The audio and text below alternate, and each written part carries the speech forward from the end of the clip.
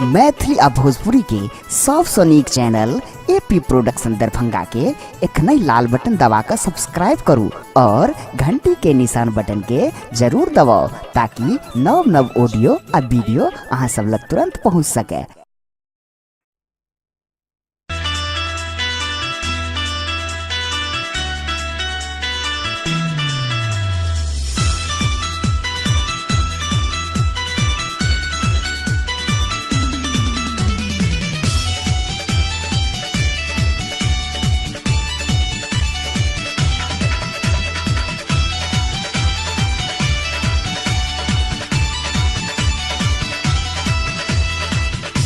मिथिला के शान MSU miss you के जान LNMU। मिथिला के शान MSU मिसू के जान LNMU। रही न सकै छी एही से दूर हम शिक्षा स्तर के पहचान दिएबै, यूनिवर्सिटी के समान बचेबै, पीला क्रांति के आगाज करबै, पीला क्रांति के आगाज करबै, संघर्षक जीवन से LNMU बचबै।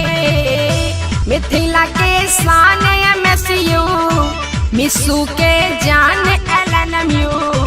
रही न सकै छी एही से दूर हम।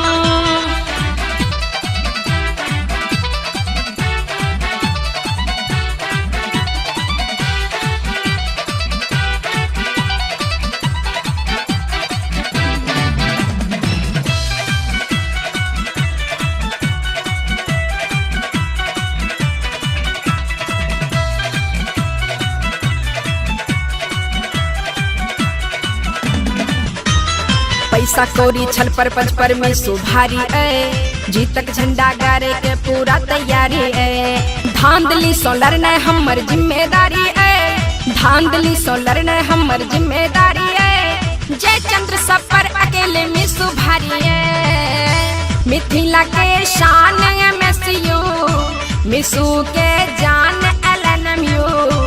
रही न सकै छी एही से दूर हम।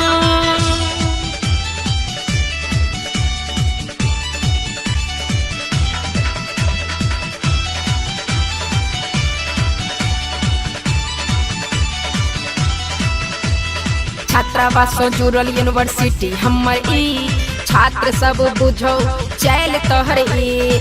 सेंट्रल यूनिवर्सिटी में अधिकार चाही, सेंट्रल यूनिवर्सिटी में अधिकार चाही। केहन जोड़ी विपिन अजय के मिसू हमर ई। मिथिला के शान MSU मिसू के जान LNMU। रही न सकै छी एही से दूर